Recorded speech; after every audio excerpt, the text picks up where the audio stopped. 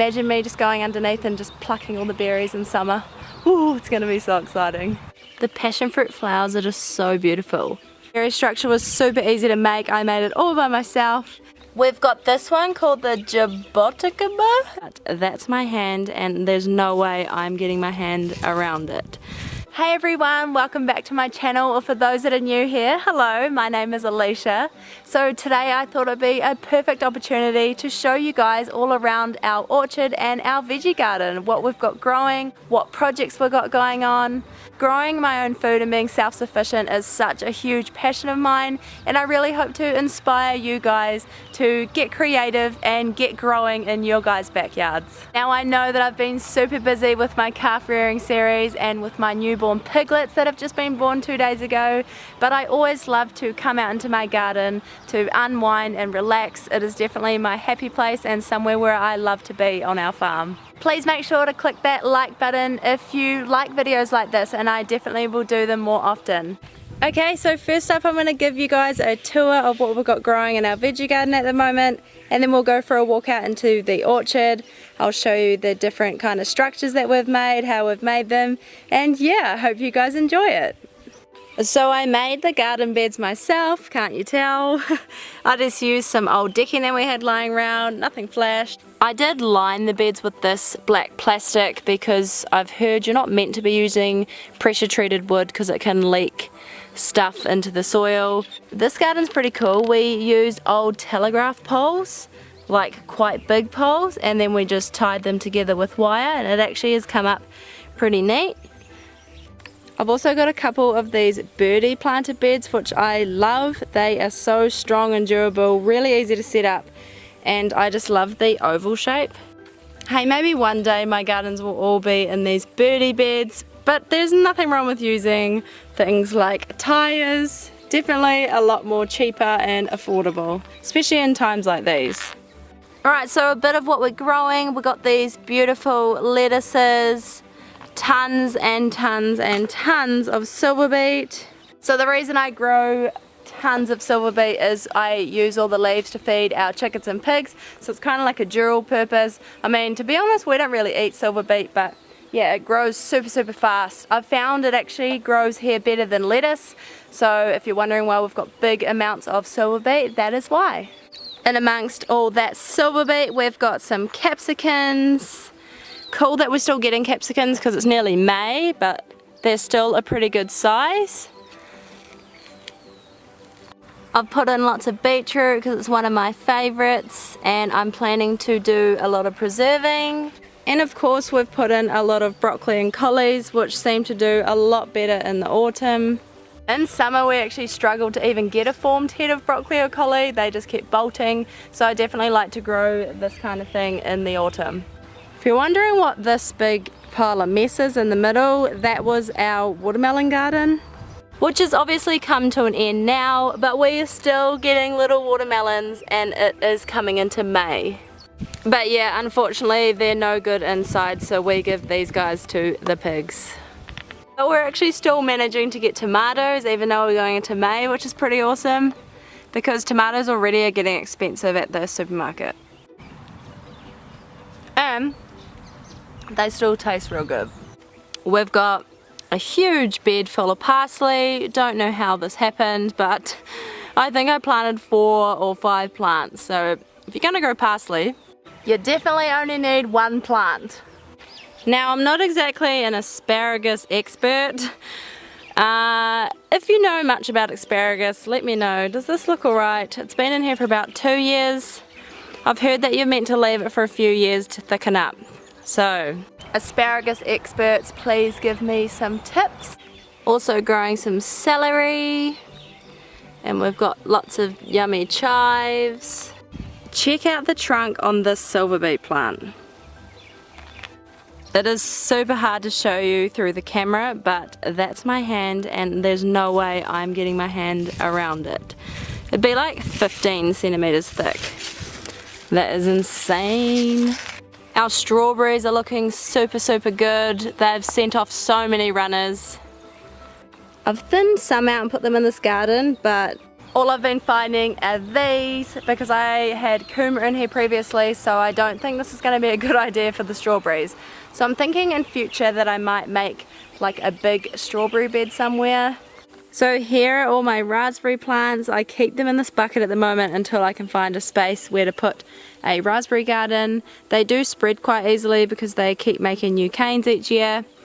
So yeah, I do plan to make a designated garden for just the raspberry plants.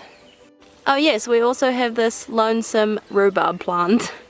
So at the moment the perimeter of the veggie garden is quite temporary. We've just used waratahs and windbreak, which don't get me wrong, it does work actually quite well.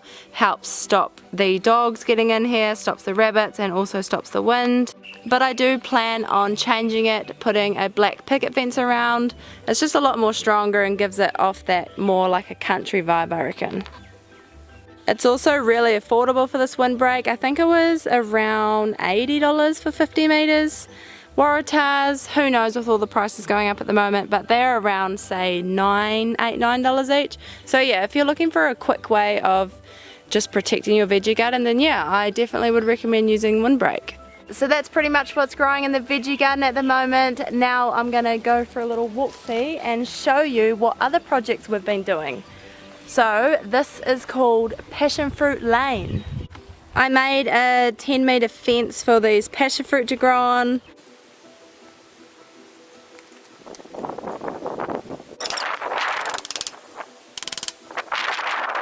Hey, we all learn, so yeah, I'll carry on doing the best I can with what's happening with the wire and we'll see what happens and if we can finish it. This passion fruit, I'll put the name on the screen, is an unusual one. It's got a blue flower and an orange fruit. And then we've got the standard purple ones. To my left, past this guava, we've got golden passion fruit, and I just extended its trellis because that's just one plant and look how healthy it is and how crazy it's growing. And there's tons and tons of fruit on it already. Is that weird to have fruit on a passion fruit at this time of year? I don't know. But it'll be my first time trying gold passion fruit, so I'm super excited. I mean, look at this heap of them. Let me know in the comments if you've tried a golden passion fruit before, and let me know what it tastes like. And next to this golden passion fruit is my sweet grandilla passion fruit, which I also haven't tried yet. So I've just made him a structure as well. The leaves on it are pretty cool. They're so big and glossy. It's going to be interesting to see how this one goes over the winter in the frost. Speaking of frost, I've already had to transplant my banana passion fruits. I had them growing out here, but they just weren't doing too great. So I've pulled them out, put them in pots, and put them somewhere else. But anyway, so this is Passionfruit Lane. You can imagine what it's going to look like when all the passion fruits are big and mature. I'm even thinking of putting like a hoop on the top, so then it makes kind of like a tunnel so you can walk underneath and pick all the passion fruit. So it's going to be pretty cool when it's finished. Well, if you thought Passionfruit Lane ended there, we have more. The passion fruit flowers are just so beautiful. If you ever see one up close, they actually are quite incredible what they look like. We've actually got grapes on the other side, so I'm thinking of removing the passion fruit and then letting the grapes take over. We made it out of using a big sheet of concrete mesh. I find the mesh works really well. It's got good spacing and it's also quite strong. It actually looks quite cool too, I think. So here's what the mesh looks like up close. We went with the quite thick mesh just to add extra strength, because when there's lots of grapes and passion fruit all over here, it definitely can start to fall. So that's why we've had to put this post here just for now, but we are thinking of a way that we can make it structurally stronger without having this hideous post in the middle. But yeah, I'm quite proud of this. I think it looks pretty awesome. I do plan to put a few more of these archways in. I think I'm going to put another one next to it. I really love making different shapes and structures. I just think it adds so much to a garden. It just makes it seem a lot more personal. Now we also have a fruit orchard planted. So we've got a couple of apricots, quite a few plums. Actually, there's all stone fruit on this side. Lots of apricots, plums, golden queen peach, black boy peach, the Louisa plum, my favorite plum. This tree did awesome, and these trees I only planted 2 years ago. We've got a apple here. What is that one? I'm pretty sure that's a triple grafted, so that's going to be pretty cool when that one grows. And we've got my favorite Naki tree. We've got to order in a bit more mulch to protect all these trees in the winter. That's definitely something that I like to do. I've put in a big row of Feijoas, pretty much to give some kind of wind protection for the rest of the orchard. This hedge of Feijoas will also be real good for the pigs because it's excess feed. Also the cows eat the Feijoas too. I'm really hoping that mulch will help with this rabbit issue we're having. The rabbits really target these new Feijoa plants. They've literally been digging next to the roots like every single day, and I've been finding myself just putting the dirt back in the holes with my gumboots, but as you can see they continue to keep digging. So yeah, I'm hoping if I put a big thick layer of mulch down that it will help deter them a little bit. Oh, Jaden smacked that one with the lawnmower. We do actually have this humongous Feijoa tree that was already here when we bought the property. Like, it is seriously really big. You probably can't realize the size of it through the camera lens, but it is ginormous and it produces so many fruit. We actually pruned it and it has made a huge difference. The fruit is much larger, definitely tastes better as well, but pretty much we get at least a 20-litre bucket a day of these on the ground. You can probably see them all underneath, all on the bark, and we feed all these to the pigs. At the end of the Feijoa line we have a little pomegranate, a peanut. At this end I've planted 2 avocados. We've got a Hass avocado and a Reed avocado. Reed avocados are definitely my favourite. So many people disagree with me on that one, but they are just, I reckon they just taste way better. Alright, now behind me is my citrus area.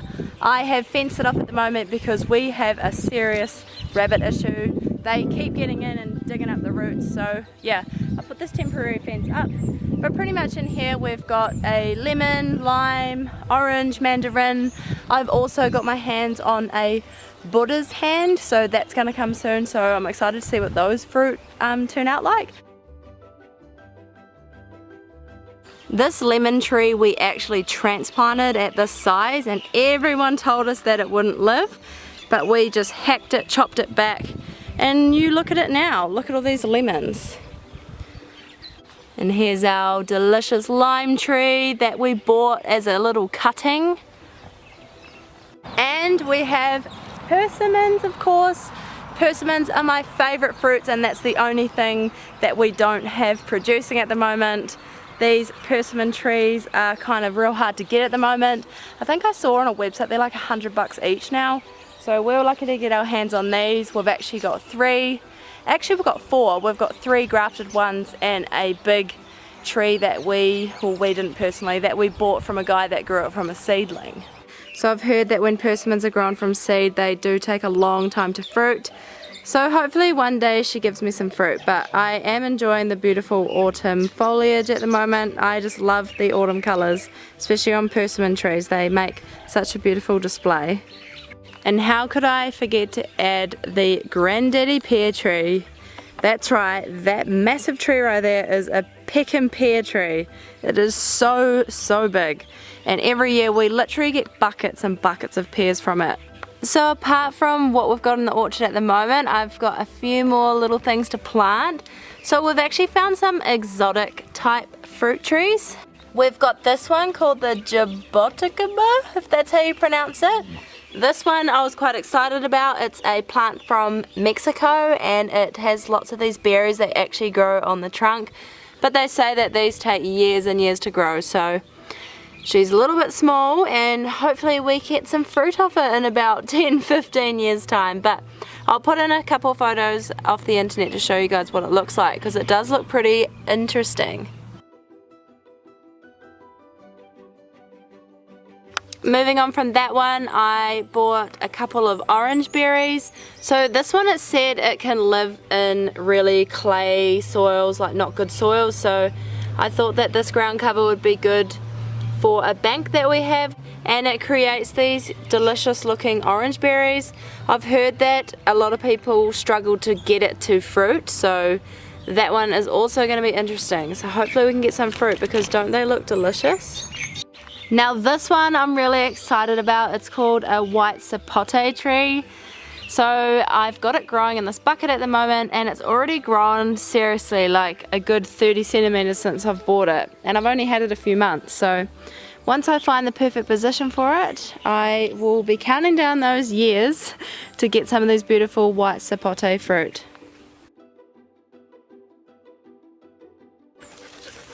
Hey, Carlos insists to be in the camera. So we've also bought this black mulberry tree, which I only just found out that it is a tree and grows about 10 meters. So I thought I was just buying another berry to add to my berry tunnel, but then when I got home and read the label, I found out it was a tree, which is actually quite cool. So we've also got to find this black mulberry place somewhere on the farm, which I'm sure there will be a place for it. But I have heard that these berries can stain quite bad, so I've been told by a few people to make sure that I plant it well away from the house, especially these dogs. If they walk through the mulberries, I don't want them tramping little purple footprints through our house. We've also got this blood orange that I need to plant into the citrus orchard. A lovely person locally dug it out of their paddock, hence why it's sitting in this tub. So yeah, I've just got to plant that, and I've seen what they look like inside on pictures of the internet. I've never actually tried a blood orange, so I'm quite excited for this to produce some fruit, to see what they look like and taste like inside. I'm so happy with how it's all coming together at the moment. Can you imagine when all these fruit trees are mature and all the Feijoas are ready and all the citrus orchards developed? You'll definitely be finding me here in spring and summer snacking on all the fruit and berries and the grapes and everything. I literally cannot wait. And last but not least is my berry tunnel. Now I've planted a lot of blackberries, boysenberries, loganberries, what was the other one? Jewelberry. So that's going to be pretty cool when those berries grow up the poles, grow up the rebar and form kind of like a berry tunnel. Can you imagine me just going underneath and just plucking all the berries in summer? Ooh, it's going to be so exciting. So some of the berries are already doing their thing, wrapping around the rebar. It's not going to be long before this is definitely a big berry tunnel.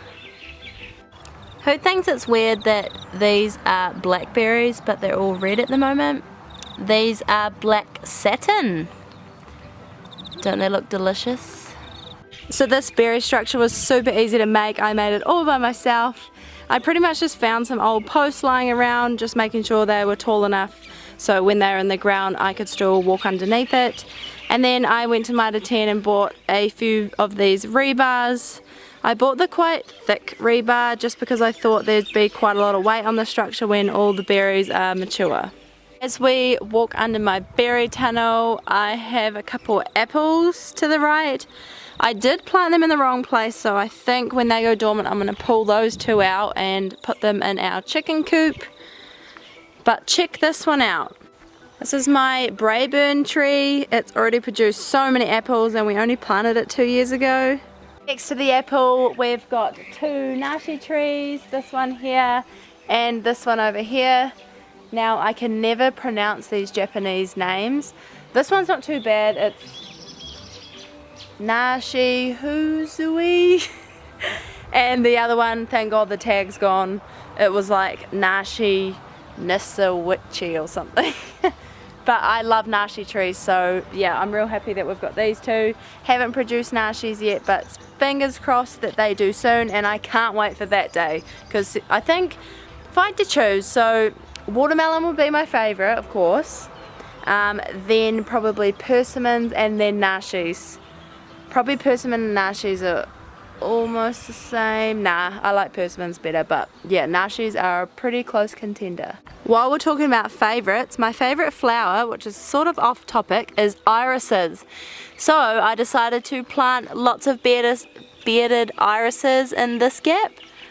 So can you imagine what this is going to look like in spring? To be fair, they're not just to look beautiful, it also is real good at attracting lots of insects and pollinators to pollinate all the flowers on the fruit trees and our veggie garden behind me. So this zone behind me is kind of like the frost tender zone. So we've got a flatto peach. If you haven't seen them before, they're pretty cool. They're peaches that are quite flat in shape, which people use them for platters. And then we've got a kumquat, don't you love that name? A kumquat plant down here. So these trees are here because yeah, they're a bit frost tender, so we plant them under this massive chestnut tree above me, which kind of filters the frost. When the frost falls, it doesn't really touch the leaves of these plants. Now, apart from the massive chestnut tree, we've also got a massive walnut tree. Any walnut experts on here? I don't know if you can eat these walnuts. I'll show you what they look like. They're always on the ground, but they're, I don't know. How do you know? I'll show you what they look like inside. Well, obviously you won't eat this one because it's rotten, but I've heard that you can get two different kinds of walnut trees, like the walnut that you can eat and then a not edible walnut. So yeah, please, if you know about walnuts, can you leave it in the comments below if this is an edible walnut tree or what I need to do to know if I can eat them. We did try to crack some open and dry them, but that was a fail. They just went rotten and didn't work. So yeah, if you know about walnuts, please leave a comment below. So that pretty much wraps up today's video. I hope you guys all enjoyed coming along, having a bit of a tour what we've got growing around here. I really hope that I've inspired some of you to get creative with your spaces, get planting, construct a veggie garden, put in some fruit trees. It's definitely something to think about given what's happening in the world at the moment. I challenge everyone watching this video to try and become self-sufficient in something. Why have a plain old lawn when you can create something beautiful like this and grow lots of fresh fruit and produce for your family? Please subscribe if you haven't already. It would be great to have you guys here as a part of the Curl Farm. We've currently got quite a bit going on. We've got 42 calves in the shed that we're rearing, and we've also just had 2 litters of piglets in the last few days. I am currently doing a calf rearing series on my channel if you want to check that out. And I've also got quite a lot of pig rearing videos as well. Anyways, thank you guys so much for watching. I can hear all the calves mooing and they're hungry because it is 5 o'clock feed time. So I'll have to catch you in another video. Bye.